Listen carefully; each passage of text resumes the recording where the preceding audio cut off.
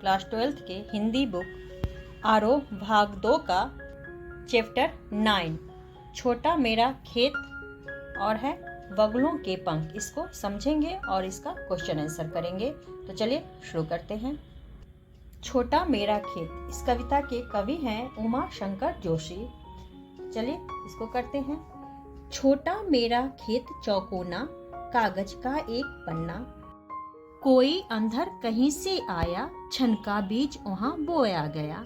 तो चलिए इसको करते हैं। प्रसंग है प्रस्तुत काव्यांश हमारी पाठ्य पुस्तक आरोह भाग 2 के काव्य खंड में संकलित छोटा मेरा खेत से उद्धृत है। इसके रचयिता प्रसिद्ध गुजराती कवि उमा शंकर जोशी हैं। इन पंक्तियों में कवि ने कृषि के रूपक में कवि कर्म के प्रत्येक चरण को बांधने की कोशिश की है। अब व्याख्या है। कवि कहते हैं कि कागज का पन्ना मेरे लिए एक चौकोर खेत की भांति है। जिस तरह एक कृषक खेत में बीज बोता है, फसल उगाता है, उसी तरह मैं कवि कागज के पन्ने पर अपने विचारों को कविता का रूप देता हूँ। इस खेत में भाव रूपी आंधी के प्रभाव में किसी पल एक विचार रूपी बीज आता है। इस प्रकार से मेरे कागज के पन्ने रूपी खेत में विचारों की फसल उगाने की शुरुआत हुई। यही कवि कर्म का प्रथम चरण माना जाता है। कल्पना के रसायनों को पी बीज गल गया निशेष, शब्द के अंकुर फूटे, पल्लव पुष्पों से नमित हुआ विशेष। प्रसंग है इसका। काव्य प्रसंग वही है आपका। प्रस्तुत काव्यांश हमारी पाठ्य पुस्तक आरोह भाग 2 के काव्य खंड में संकलित छोटा मेरा खेत से उद्धृत है। इसके रचयिता प्रसिद्ध कवि गुजराती कवि उमा शंकर जोशी हैं। काव्य पंक्तियों में जोशी जी ने विचार रूपी बीज के पलने बढ़ने का चित्रात्मक शैली में वर्णन किया है। व्याख्या है। अभिव्यक्ति का यह बीज कल्पना रूपी रसायनों का सहारा पाकर विकसित होता है। विकास की इसी प्रक्रिया में यह विचार रूपी बीज गल जाता है, उसका अस्तित्व पूर्णतः मिट जाता है। तब जाकर शब्द रूपी अंकुर फूटने लगते हैं और इस प्रकार से बढ़ते बढ़ते रचना रूपी फसल पूर्ण विकसित हो जाती है। अंततः रचना की फसल अपने रस छंद अलंकार रूपी पल्लव पुष्पों के साथ लहलहाने लगती है। कवि के कहने का आशय यह है कि जिस तरह कृषक कड़ी मेहनत करके अपनी फसल तैयार करता है, उसी प्रकार कवि भी अथक मेहनत कर परहित के लिए कृतियों का सृजन करता है। झूमने लगे फल रस अलौकिक, अमृत धाराएं फूटती, रोपाई छन की, कटाई अनंतता की, लूटते रहने से जरा भी नहीं कम होती, रस का अक्षय पात्र सदा का, छोटा मेरा खेत चौकोना। प्रसंग है।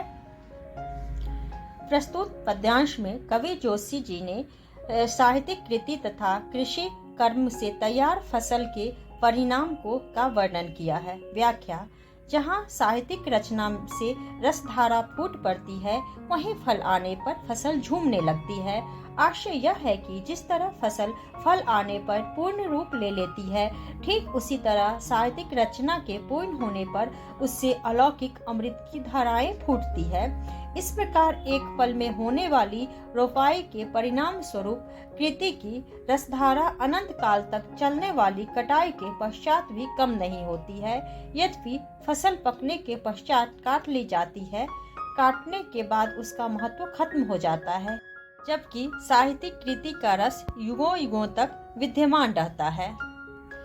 कवि कहते हैं कि उनका साहित्यिक रचना उस अक्षय पात्र के समान है जिसका रस कभी खत्म नहीं होता, भले ही उसका कर्म क्षेत्र व्यापक न होकर सीमित ही है। अब है बगुलों के पंख। चलिए इसको करते हैं। नभ में पाती बंधे बगुलों के पंख, चुराए लिए जाती वे मेरी आंखें, कजरारे बादलों की छाई नभ छाया, तैरती सांझ की सतेज श्वेत काया, हौले हौले जाती मुझे बांध निज माया से, उसे कोई तनिक रोक रखो, वह जो चुराए लिए जाती मेरी आंखें, नभ में पाती बंधी बगुलों की पांखें। प्रसंग है। प्रस्तुत पद्यांश हमारी पाठ्य पुस्तक आरोह भाग 2 के काव्य खंड में संकलित तथा सुप्रसिद्ध गुजराती कवि उमा शंकर जोशी द्वारा रचित है। प्रस्तुत काव्यांश में कवि ने आकाश में उड़ते बगुलों के दृश्य का चित्रात्मक अंकन किया है। व्याख्या। खुले आकाश में उड़ते हुए पंक्तिबद्ध बगुलों के पंख सहज ही कवि के मन को आकर्षित करते हैं। कवि उनके सौंदर्य को देखकर मोहित हो जाता है। काले बादल पर सफेद बगुलों की पंक्ति सांझ की श्वेत काया का एहसास देती है। कवि इस अत्यंत रमणीय दृश्य को देखकर स्वयं को उसके पास में बंधा अनुभव करता है। वह अपनी सुध बुध खोकर लगातार उसे ही निहारता रहता है। ऐसे में वह उस मायावी आकर्षण से बचने के लिए गुहार लगाता है। शायद यह भाव उसके सौंदर्य पाश की चरम दशा को व्यक्त करता है। तभी तो वह दूसरों से उसका ध्यान भंग करने की इच्छा व्यक्त करता है। अब है इसका क्वेश्चन आंसर।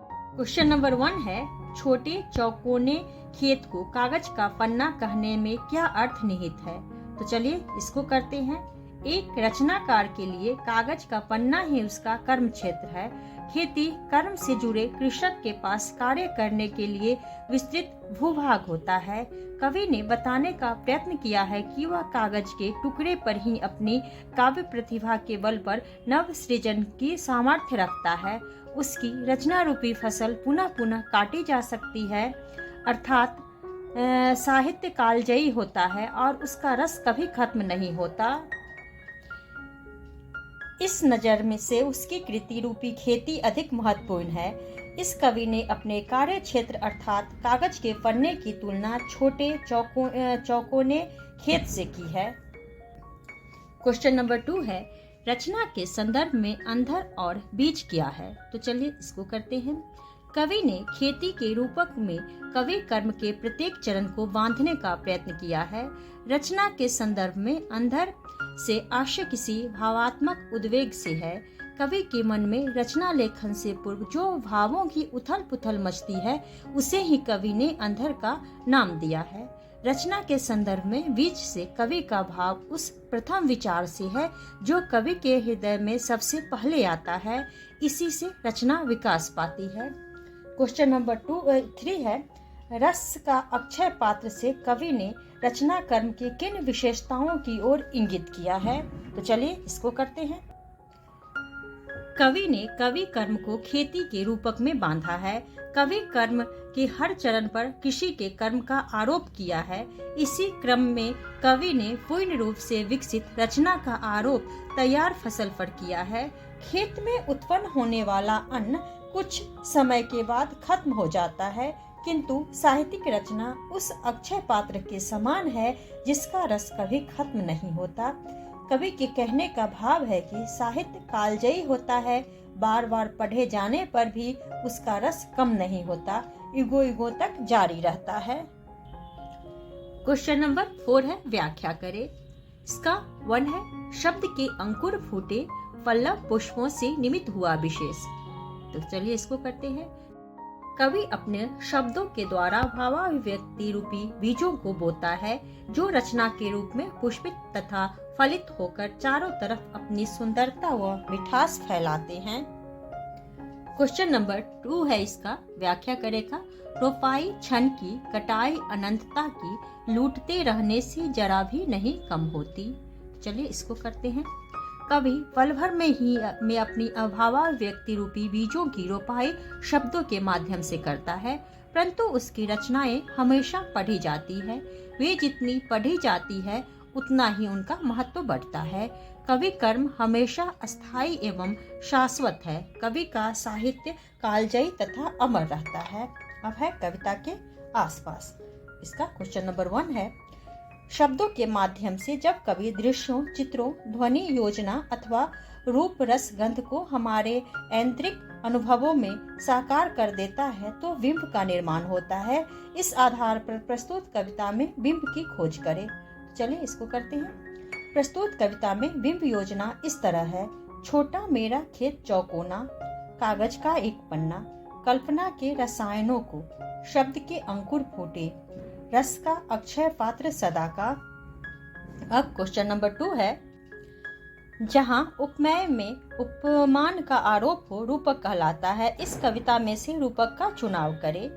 चलिए इसको करते हैं। खेत चौकोना कागज का पन्ना, फल का बीज, शब्द के अंकुर फूटे, कल्पना के रसायन, रस का अक्षय पात्र। तो आज के लिए इतना ही। अगर आप लोगों को यह वीडियो पसंद आए तो वीडियो को लाइक करें और चैनल को सब्सक्राइब करें।